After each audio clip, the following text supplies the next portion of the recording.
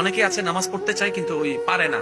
আমি আপনাদের ছোট্ট ভাই হিসেবে একটা কথা বলি, এই মাথার মধ্যে এই কথাটা একটু বসাই ফেলেন। নামাজ পড়লে সওয়াব, না পড়লে গুনাহ, এই চিন্তা আমাদের সবার মাথায় আছে। শুধু আজকে থেকে একটা চিন্তা অ্যাড করবেন, আমি নামাজটা পড়লে আমার রব খুশি হবে। বাস এই কথাটা মাথায় রাখবেন, আমি নামাজটা পড়তে পারলে আমার রব খুশি হবে, আমি অজুটা বানালে আমার রব খুশি হবে। আপনি শুধু এই চিন্তাটা একটু মাথায় নেন, এই চিন্তাটা একটু মনে নেন যে আমার রব খুশি হবে, তারপর আপনি নিজেই দেখতে পাবেন ওই কাজের মধ্যে আপনি 1000 গুণ বেশি স্পিড অনুভব করবেন। আপনি যে বলছেন না আমি চাই কিন্তু পারি না, আপনি পারবেন।